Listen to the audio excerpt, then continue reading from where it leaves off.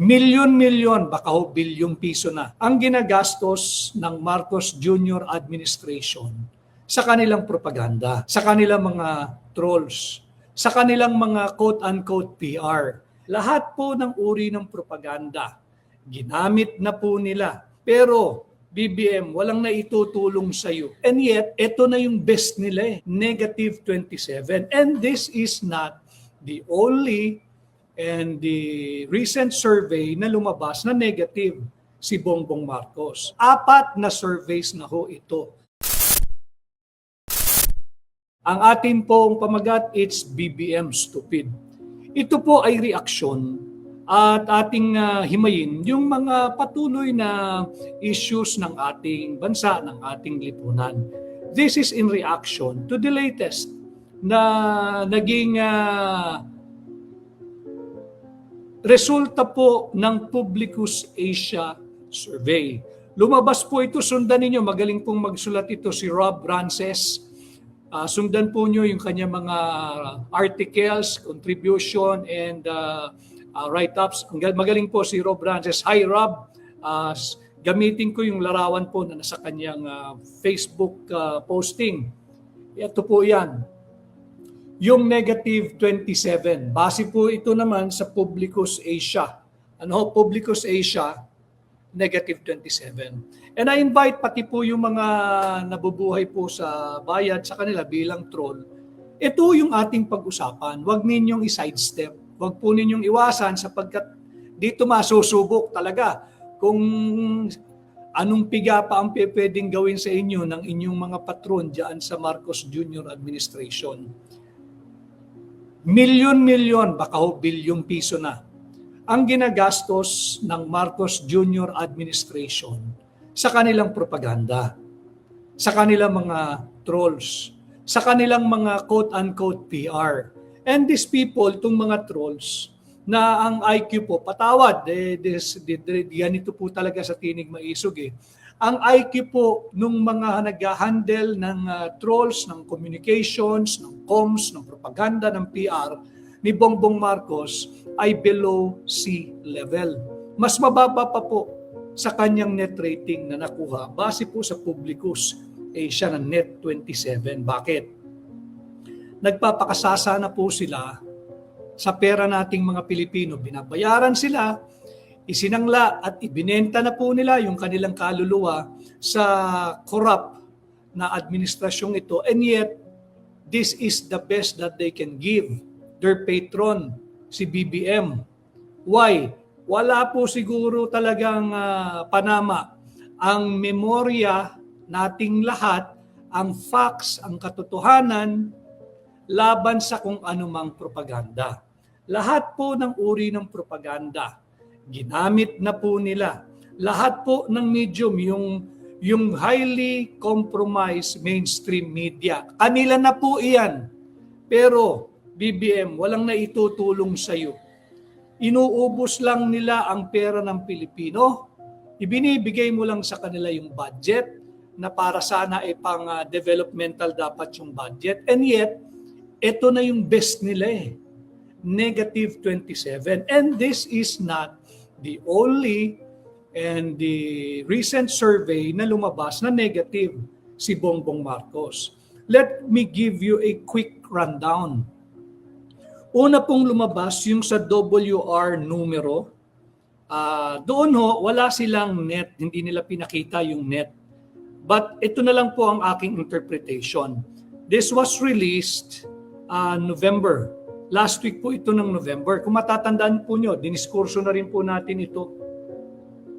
Itong unang lumabas na nagpapakita, wala po itong net rating Parang I took this to mean na kanya-kanyang interpretation. Pero dito kasi, ang sumagot sa kanya na mahusay ay positive 21. Tapos ang sumagot na hindi mahusay ay negative 47. So, gakunin mo yung net, di ba? Yung 47 at 21, matitiran po siya ng negative 26. As early as November, negative na po si BBM. Nagpatuloy po ito at lumabas yung survey ng SWS -3. Okay? When he was confronted, ang sabi niya, hindi naman reliable kung isang survey lang. Kinakailangan multiple so we can have an intelligent reply or intelligent messaging kung talagang negative pa raw siya. Hindi po nakontento sa RWR numero na -26, sa SWS na -3, baka raw tsamba lang. Lumabas po yung sa Pulse Asia. Yung Pulse Asia ay -14. Tatlo na po yun ha. Tatlo na po yun. Kumbaga pa po sa PBA, naka-Grand Slam na si BBM. WR numero, SWS, at Pulse Asia, -26, -3, at -14. Tinuldo ka na po ito. Talagang champion kung may tuturing. Dahil dito sa Publicus Asia Survey, -27. 24% ang approve, 51% ang disapprove. To get the net, -27. Ano? -27 po si Bongbong. So, 4 na surveys na ho ito. Bakit mahalagang pag-usapan? Imaginein po ninyo, kasama po ako dito dahil ako yung nagpatakbo ng kampanya at binoto ko siya. From 31 million votes, more than 31 million votes, in less than 4 years or in 3.5 years, naubos po yung 31 million mandate. Nangyari pong natira ay -27. Now, syempre, yung mga linta na sumisipsip ng dugo ng administrasyon, hinihigop yung pera, they must justify why the pay should continue. Ano ang gagawin nila? Sisiraan na naman nila si BP Inday. Sisiraan na naman nila si Pulong Duterte. At I have it from a very, very good source na yung mga issue ng laban kay Congressman Pulong Duterte, iro-roll out po nila yan pagdating ng February. Alam ninyo, BBM, yung mga bata mo, again, their IQ and their EQ, mas mababa sa survey mo. Below sea level. Ganun kalalim. Hindi na umuubra. Hindi na umuubra and it's not doing you any better. At maganda rin, and I encourage the present administration, kinakailangan panatilihin ninyo sa pwesto yung babaeng lukaret diyan sa Malacanang. Wag na wag ninyong papalitan. Parang awa nyo na. Wag ninyong papalitan. Itong negative survey ni Bongbong, pagpasalamat kayo sa kanya. Pero she is doing a fine job. Keep her. Do not remove her. Do not reassign her. Do not kick her upstairs and give her a different position as a press briefer or a press reader. Wag. Gustong-gusto po ng mamamayang Pilipino na nandyan yan, yung Aling Lucaret sa palasyo. Keep her. Same profile, same position, pakiusap po. Wag nyo siyang gagalawin. Palitan nyo na lahat, wag lang yan. Now, bakit po natin hinango yung titulong It's the Economy Stupid at ginawa nating It's BBM Stupid? Because even yung trial balloon na magkakaroon ng massive revamp sa kabinete, ng massive reorganization, ng mga bagong appointment, may tatanggalin, may aalis, it's BBM stupid. Kahit sino pang tanggalin nyo dyan, hanggat si Bongbong Marcos ang presidente, higit pang bababa ang approval at trust rating ng mga Pilipino. Bakit? 4 na surveys na po ito. Because the issues are simple. They were the issues then, they are still the issues now, and they will still remain to be the issue that Bongbong Marcos himself must confront and explain truthfully to the Filipino people. Ano po yan? Issue po ng massive corruption. Issue po ng looting of public funds. Issue po ng drug addiction. Itong tatlong isyong ito, nakaangkla na po rito sa administrasyon ni BBM.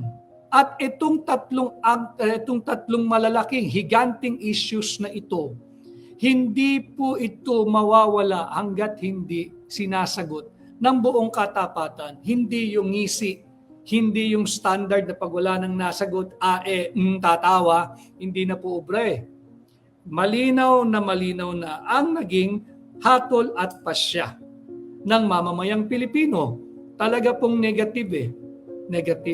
Issue po ng massive corruption, looting of public funds, at yung drug addiction. It's BBM stupid. Wala pong cure dyan. No amount of propaganda offensive, no amount of PR stunt, no amount of massive effort to discredit Vice President Inday will be able to help BBM shore up his negative ratings. Whether trusts or approval or performance rating, wala. Meron din ako ipapakita sa inyo para talagang interactive. Bukod po kasi dyan, ito po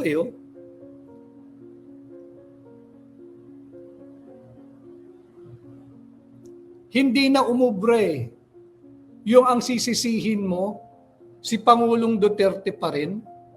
Sino ho ba ang presidente natin ngayon? Si Pangulong Rodrigo Roa Duterte pa rin ba? Si Tatay Digong pa rin ba? Di ba? Kailangan niyang kumprontahin yung sarili niyang issue. Ulitin ko, ano ho yun? Massive corruption, looting of public funds, at drug addiction. Ngayon, itong tatlong malalaking isyung ito is further complicated by our economy. Hardships po ang nararamdaman ng tao Pagkagutom at higit na kumukulo ang tiyan ng mamamayang Pilipino, hindi aangat ang kahit anong survey ni BBM hanggat hindi niya tinutugunan. Yung massive corruption, looting of public funds, drug addiction, at ngayon, ito nga pong hard economic realities that we are all experiencing. Proof, ang piso kontra dolyar, all-time low at 59 pesos and 35 centavos to a dollar. Ano ho? 59.35 po ang halaga ng isang dolyar kontra piso. Sinong may kasalanan? Si Tatay Digong? Sino ang may kasalanan? Si VP Inday? It's BBM, stupid. It's BBM, stupid. 59.35 ang piso kontra dolyar. Hard economic realities that we are all dealing with. Hindi po pwedeng isang tabi yun Yung 19% taripa na idinikta ni Donald Trump kay Bongbong Marcos nung siya ay nagpunta sa Oval Office sa USA. Sa lahat ng produktong Pilipinong papasok sa Estados Unidos, 19% from 17%. Propaganda din ho yun. Sabi niya, nakatipid tayo ng 1%, napakagaling kong negosyador, dapat yan 20%. Pambubudol po iyon. Wala tayong natipid dahil from 17%, hinataw pa po tayo ng additional 2% taripa ni Donald Trump. Samantalang, pumayag si BBM na ang produktong Amerikano, produktong gawa sa Amerika, produktong nagmumula sa Amerika, napapasok mula Estados Unidos papuntang Pilipinas, ang taripa ay zero. Wala pong buwis na ipapataw. Diba? So dito makikita natin, inasar pa siya ni Donald Trump that he was a tough negotiator. Again, makikita natin patong-patong na po yung sablay Patong-patong na yung bulilyaso because it's BBM. Stupid. Wala pong magagawa kahit sino pang balasahan ang gawin nyo dyan kung siya ang nananatiling Pangulo I have been advocating for this for the longest time, yung ating war on corruption. We have to work together to destroy corruption before corruption destroys us, destroys our country, and worse, our Filipino youth. Wasakin natin ang aparato ng korupsyon. Ano? Ngayon, 59.35 po ang isang dolyar. The Philippine economy has been slowing down for the past 3 years. 3 years. Mag-aapat na taon na pong presidente itong si BBM. Ang sinisisi niya palagi, si Tatay Digong. Si Tatay Digong pa bang presidente? Sa puso po ng maraming Pilipino, yes. Si Tatay Digong pa rin ang Pangulo at ang gusto na nilang mamuno ay si Vice President Inday Sara Duterte. Ngayon, para ipakita yung patuloy na pasakit, pasakit na ginagawa sa atin, yung mga kagaya kong ordinaryong Pilipino na nagtatrabaho at nagbabakasakali araw-araw para meron lang po tayong maiuwi. Somehow, na mailatag sa ating hapagkainan, it's BBM stupid. Ninakaw nila lahat ng pera natin. Ito po itsura. Credit to the posting made by Daily Tribune. Ito po yung kinuhaan noong January 5 at 7:25 a.m. Ito po yung itsura ng maraming kagaya ninyo na nanananghali po ngayon sa inyong opisina, sa inyong tahanan, sa inyong eskwelahan,